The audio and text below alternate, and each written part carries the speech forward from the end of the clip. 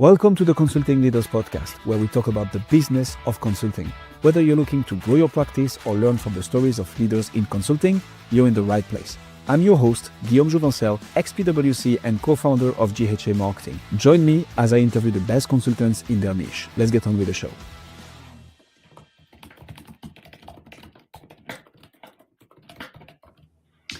Ben, welcome to Consulting Leaders.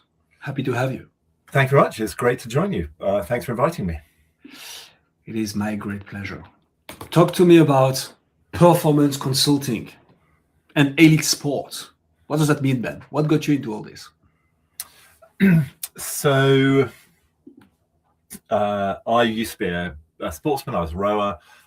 Post-rowing career, I knew that we had been through a pretty significant change program, a 2-year change program, effectively, that where lots of what we did changed, how we thought, how we behaved changed, the way we approached things changed. And I thought that there must be something of value in that to other people. I got a job with it was really a training company, and I kind of cut my teeth working with lots of different businesses running performance training programs, which were part of bigger change programs. I then kind of worked by myself for a bit, and then I wrote a book and founded the current business I've got in 2012. And the business in its form as it has been, we're a consulting business looking at high performance culture and clarity of goals and direction. So it's been a bit of a circuitous route from sport to get to where we are today, but it's been a pretty good journey so far. So what's the number one problem that you solve now? Like, what is it that you help people achieve exactly? So it's really about clarity of direction and alignment behind that direction. And there are lots of other associated issues that go with that. But I think that very often, if you ask a team to write down the goal, they will write different things. In an organization, if you go in and ask people about the goal, you'll hear lots of different things. And I think there's a lack of clarity in many places. And that is a real problem. And I say we come to it in different ways, but that is the problem that we try and solve. Talk to me about what that means. Like, I'm the CEO of a company. You offer me clarity. That sounds amazing. What is that helping me achieve? So ideally, I think within an organization, you want people spending their time and energy doing the things that will actually make the boat go faster, which will actually take you in the direction that you want to go. Now, if you have 100 people in your organization and they all have a different idea about what's most important, then the energy, the effort that people are putting isn't channeled in the right direction. And if I'm in sales and you're in operations or something, it's very easy to get into a situation of going, but my bit's more important than your bit, or to kind of be at loggerheads rather than going, actually, we both have a part to play serving the goal that's most important. But if we have different views about what's most important, then we will just continue to bump into each other rather than work out how to align. So, and the bigger the organization, the harder this is. And so often people use complexity and size as an excuse for a lack of clarity. If you've got 10,000 people pulling in slightly different organizations, it's such a waste of time and energy. While the last couple of years I was in the rowing team, what we strived to do was to make sure that every conversation, discussion and decision, every action and behavior was actually doing stuff that was making a difference, that was making the boat go faster. And I think that a huge amount of time and energy in organizations is wasted because people aren't aligned behind what's most important. And achieve the results as a company that you want to achieve. Yes. You can only do so. What is the English expression? Like, a boat with no direction is, no wind is favorable to a boat without direction, or something like this? it's not a saying I know, but it makes sense. Or you can go back to the Stephen Covey stuff of going, you need to know which wall to put the ladder against rather than just kind of climbing. So there's there's got to be stuff about knowing where we're headed, rather than just working hard. So I like that. I like that expression. I might add it to my review. So it's Seneca. I just checked in the meantime. So if a man knows not to which port he sails, the wind is favorable. And having clarity helps you to reach that goal. Who is it that you help with that clarity?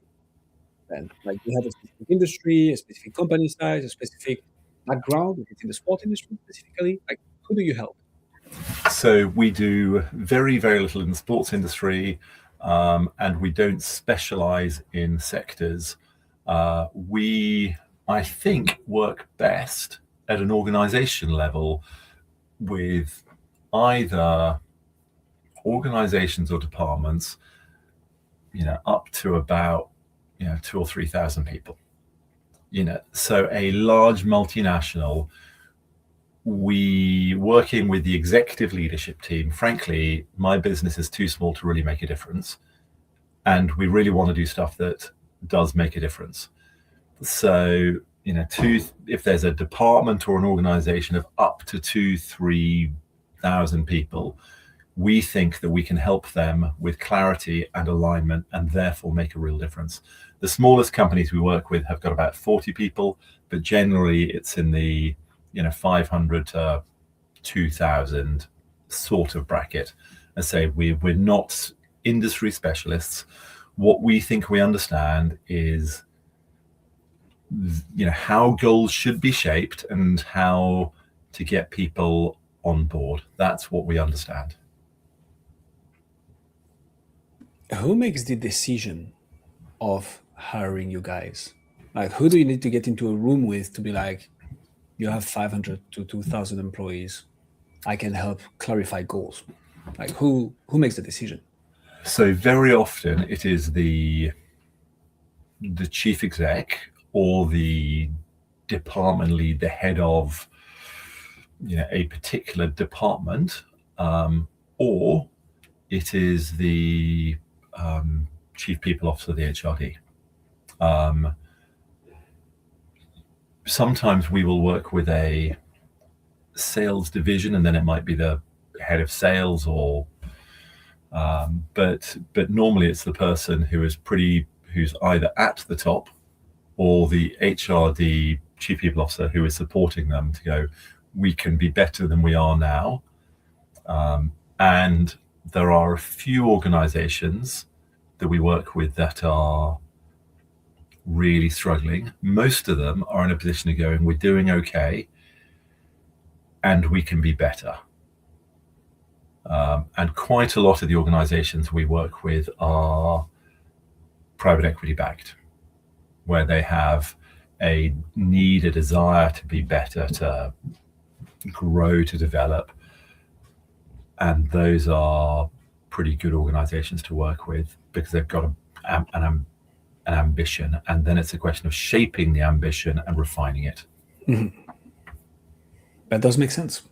So when you have such a, I would say, broad market to reach, because at the end of the day, it can be any company, right? It needs to fit certain criteria, but then it's going to be talking to the head of exec, CHROs, chief of people, head of sales, depending on whether you're working with the sales division or not. But of any company, how do you market? How do you brand? How do you get leads through the door? That's a very good question. So we have a very active marketing team. We do some email campaigns, and we run a number of events each year. We do a number of webinars each year. So we have a fairly broad approach. We have a book called Will It Make the Boat Go Faster? And with kind of our targeted events, we look for people who are very often changing organization, or have changed in the last 6 months or so in certain positions, to go, these are people who are likely to come in and go, it's all right here, but I'm sure that we can do more, we can be more. And so we have a way of targeting certain individuals and getting them to try and understand who we are and what our approach is.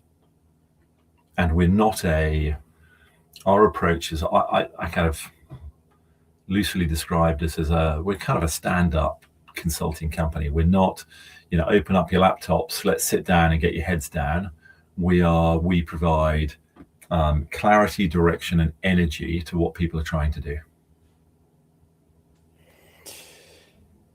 Okay, there are many things I want to follow up on here, so I'm gonna have to choose wisely because of the limit of time that we have. Talk to me about webinars. How do you make that work for a company like yours? So I'm not a marketeer. Thankfully, I'm not in charge of our marketing at the business, and the marketing team ask me to do various different things at various different times. So I am not the person to tell you about our marketing strategy and specifically what does and doesn't work. Essentially, with our webinars, it's kind of the top of the funnel. It's really trying to get more people to know about us and have a taste of what we do. And the idea then is from, they can see us running a short session and go, that's interesting, I would love to know more. And then from there, it might be an event, and from there, the conversations carry on. So the webinar is, so I guess we got LinkedIn. We quite active on LinkedIn, and from there we'll go, right, okay, the next stage is, if you're interested, why not, an hour that will hopefully will be useful to you. It'll be interesting, it'll be useful, and you'll get to know us a bit more. And from there, leads filter through. You're not a marketeer, but you know your game. Do you only hire people who've done some form of Olympic participation, Ben? I've got 20 people, and they are all Olympic champions. No, that's not true. That's not true. I'm going through the LinkedIn page at the same time, and I just look at marketing, because this is what we're talking about. I see a Kate something. I mean, you will know who I talk about, and she seems to be holding a cup of some sort. So you have won something. Kate Speed. She was she's actually kind of stopped rowing now. She was a competitive rower. She was 2 years ago, I think, she won an event in the UK, which meant she was the fastest club rower in the country. So we have at the moment 2 active club rowers in the company. Last year it was 4 active rowers.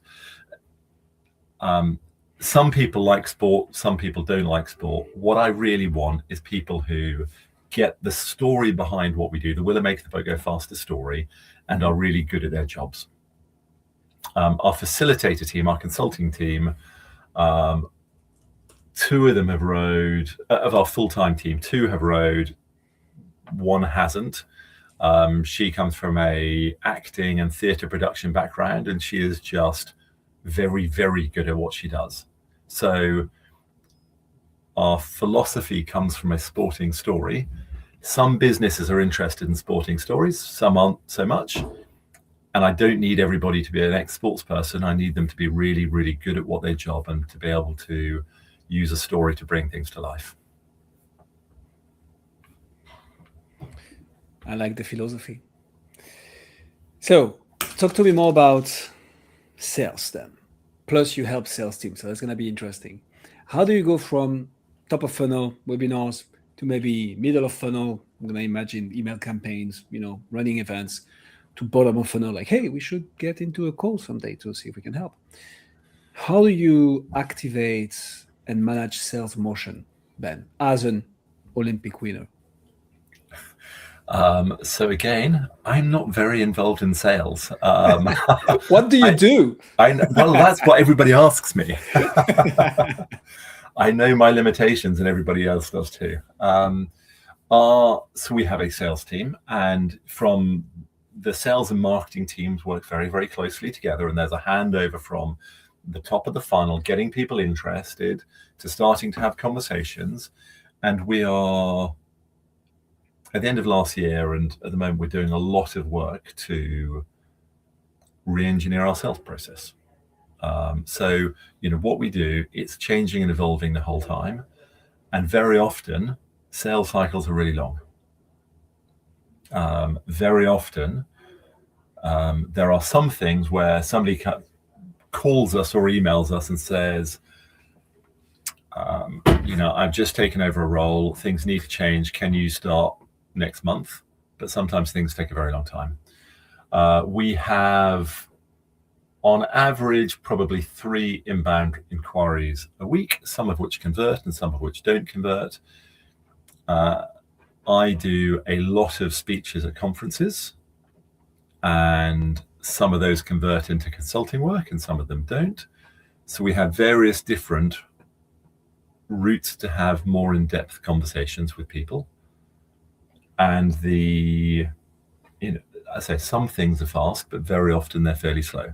And trying to understand people really effectively and well before we kind of propose proper diagnostics, before we actually then kind of close a sale, depending on who the client is, depending on what they need, our approach will vary and change.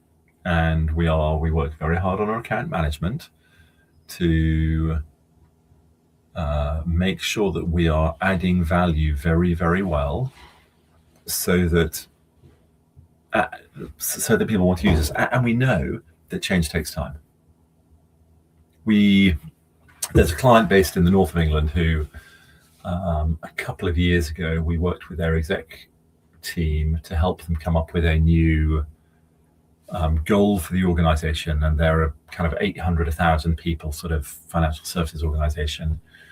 And we've been running what we call momentum sessions. And the last momentum session I ran, they had done nothing since the last one.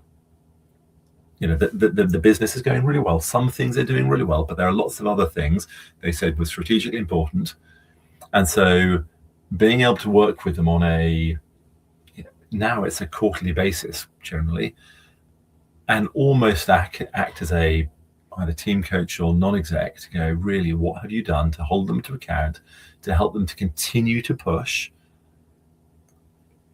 That's an important thing to do. So the how we work with clients varies, but the most important thing is we add value, and then it makes the sales process much easier, obviously. So this is super interesting, and I want to obviously ask you the questions, Ben, that we get to ask to an Olympic champion. I see business very similar to sports. You need to start. You need to be fine with it being imperfect. You need to understand that discipline is eating motivation for breakfast every day of the week and twice on weekends.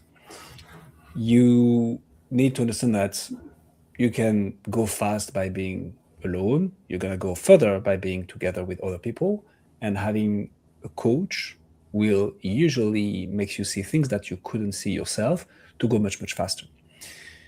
All this to say, when I think about sales motion, and the people I work with, they take, and more, I think, just because we live in a trust recession times, and it's harder and harder to trust people on the internet, which makes sense because anybody can claim anything.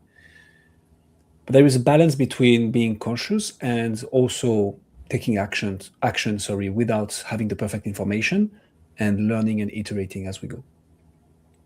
How do you think about accelerating that sales cycle, motivating your prospects, potential clients to actually take action? And then, of course, once they're in, it's like holding them accountable, making sure that they do the homework that we give them, and make sure that they do everything they need to do in order to get the results that they hired us for. What are your thoughts on this? So, if I can go back to the sports analogy, so please.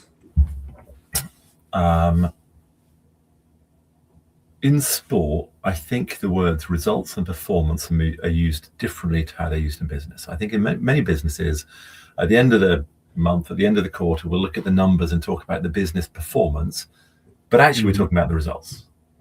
Whereas from a sports perspective, results and performance are very separate things.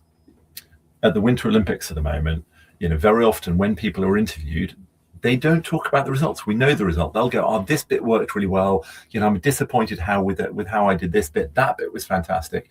And they talk about the input, and they're constantly working on the performance, the input, the stuff that we can actually control. I think in business, we get caught up chasing the number very often, and we get totally obsessed by the result. And in both sport and performance, as sport and business, we get paid to deliver results. That's the way it is. And being able to step back and going, really, how am I performing? What's working for me? And we know, so the distinction between the two areas of focus, I think, is really important. We know that at the moment, things are changing really fast. The environment, the geopolitical environment, the technology environment, things are changing really fast.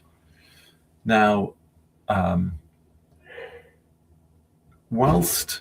we've got to be able to change fast, and that means we've got to be looking at our performance. And we know that our performance will never be perfect, because we can always perform better. We can always be slightly better than we were before. So just focusing on results comes down to, I think it's possible to go, it was good or it was bad. Whereas if you're looking at your performance, you can go, and I can be better. If I do this differently, tomorrow can be better. So what we want is for people to have more of a performance mindset, knowing that things are imperfect, knowing that nothing will ever be perfect, but we need to keep moving. We need to keep progressing, because that's the bit that we can control. And the separating the two bits out of going, today, if I make a decision today, then that gives me a chance of getting a better result. How I make the decision, what are the key ingredients that go into that? How do I do this better, rather than just waiting and waiting and waiting? The environment is moving too fast. We will make some good decisions, and we'll make some bad decisions, and we'll know a bit later, and we can go, so what did I learn? How do I make a better decision next time? Not changing is very often as much or more of a risk as changing. Very often we go, different is a risk, but actually the same is a risk. Given the speed of the change, there's no such thing as perfection. All we can do is learn. And when something's imperfect, all we can do is look back at it and go, what worked, what didn't work? How do I be better tomorrow? That's all we've got. So that's what we really need to help people focus on and realize. And whether that's as part of the sales cycle or any other thing that we do in business, anything that leaders do, all we can do is try and be better next week than we were this week. We can just try and make better decisions. That's all we got. Amen.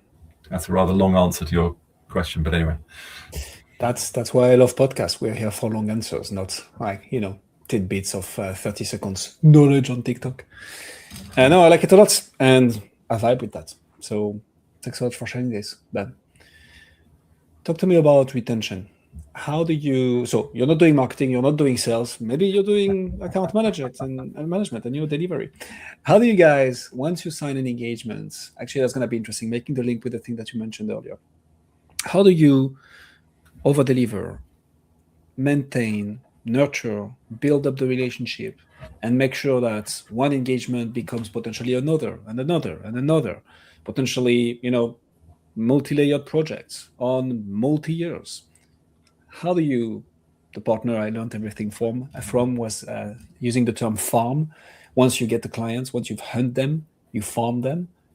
Of course, in the sense of whilst providing value, otherwise they won't keep you around, obviously. How do you guys do that?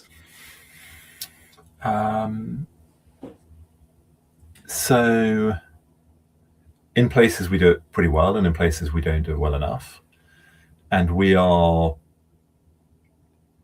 regularly having conversations about how long should we be trying to stay with our clients. I think some consulting firms are guilty of trying to make things very complicated to make sure that they have work. We take a pretty different view. We try and make sure things are as simple as they can possibly be. And the consequence of that very often is businesses go, great, we've got it, thank you very much. And there's one chief exec who over the last 12 years has been with 4 different organizations, and each time he's brought us in to help set things up, and then he goes, great, thank you very much. In his clients, we haven't stayed very long because we've helped him set it up and he's gone, great. And so our approach, there are challenges to it because we've got to keep looking for new clients. So we normally stay with clients for a year, 2.5 years. There are some exceptions. There are a few clients we've been with for 5 years. But I think there's enough complexity in the world. And one of the things that helps make us slightly different is going, we're just straightforward. We're really, really straightforward. And actually, we want to enable you to make sure you can do this. We'll bring our expertise in at different times, but it's up for you, leadership team, to actually make this work. And we're not proposing that you're going to need us forevermore. So yeah, so it's and we keep having internal conversations about going, oh, wouldn't it be easier if we stayed with clients longer? Yes, but is it the right thing to do? And it's not necessarily the right thing for us to do. So, when we've done a lot of in-depth work and then it turns into a quarterly cadence of, being a team coach, an NED type role of just that's fine. If there are big organizations, there might be other departments, teams, where people need development and help. So for us, it's a slightly complicated one. And we make conscious decisions to go, we need to be straightforward. We need to be straightforward. So I've said it many times. I don't always, I promise. You can check it by listening to the show. I love the philosophy, Ben. And I think, so the reason I'm asking this question is, I think a lot of B2B coaches and consulting firms leave money on the table on upsells, downsells, continuity agreements. And it's a real thing. Like you can literally, there are not a gazillion ways to grow a business. You either sign more clients or you make your clients worth more. And once you do so, you try to decrease risk, whatever risk that may be. Like that's it. That's really the 3 things that you should be focusing at all time if you want to grow your business. The answer is not always one or the other. It's not always make your clients worth more. The way you're describing it, if a 4-time CEO comes back to you every 2 to 3 years when he gets a new role and brings you in, he knows you're the ones to deliver the results that he wants. And you can expect that if he keeps on going like that, and in 2 to 3 years, he takes a new position again, he will just do the same. Sometimes it's not about the recurring business, but about the reoccurring business, because you have someone who brings you in a little bit later on because they have a new need or the same need at a different place. And I like that a lot. And don't get me wrong, we leave money on the table at different times. There are all sorts of things where we wish we did a better job of having, more revenue from a particular client, and we're sure we could have helped them with this or that. And we are regularly having a conversation about, upsales. And that kind of fits, and we've got to balance that with our philosophy and approach. So, we haven't got, like with any organization, we're on a learning journey. We're still trying to improve. We're trying to work out how to do things better. We would love to be able to have more touch points within certain clients, and we want to remain continue to be kind of straightforward and rather being a crutch for people to lean on. So it's not one or the other. It's getting the balance. It's getting the balance right. The question that I usually ask at this stage is, what's your number one challenge? I think we've kind of already discussed some of those aspects, and you've provided us with quite an interesting view and perspective on this. So I'm gonna make an exception today, Ben. Okay. I'm gonna ask you something that you've probably answered a gazillion times, but now I want to pick your brain on it. What's one thing that you've learned or developed in your Olympic career that you think serves you well in business that people should learn from? So I think that there's, from my Olympic career, there are, so as a business, we've got 3 performance principles. One is about focus on what's most important, and the next one is about, having a performance mindset, and the next one is about team working. But if I kind of put that stuff to one side and go, me personally as an individual, I think that sports people, we're really used to feedback. You get it the whole time from every angle, basically. And I think in many organizations, we get confused about being nice or kind. There's a really good book called Kind. I've forgotten who it's by at the moment. And we think, we want to be nice to each other, therefore we choose not to give each other feedback. Our view while I was rowing was, if I see something that's not as good as it could be, and I choose not to have the conversation with you, I'm actually choosing to let you lose, to let me lose, to let us all lose. And why would I do that? That's just not nice. So actually, I think that I'm pretty good as an individual. I think I'm pretty good at asking for feedback. And I think generally I'm pretty good at taking feedback and doing something with it. There'll be things I don't agree with, and that's fine. But I think that sports people are used to getting and doing something with feedback. And in a lot of companies, that's not necessarily true. And I think if we want to be better at what we do, it's a really, really important thing to be able to do. I absolutely love the answer. What's the right way to receive feedback? With curiosity, I think. So I think that very often it's, it can be difficult for somebody to say, Ben, this is what I saw or thought. So, for me to be able to go, that's interesting. Can you tell me a bit more about what? So I think being open and curious, I think is really important. I'm asking because I think feedback is a gift, but sometimes it's targeted right at our insecurities and vulnerabilities. And we don't always perceive it as feedback, especially in business. What I love about sales, I think when you compete in sport, you get that very fast feedback loop.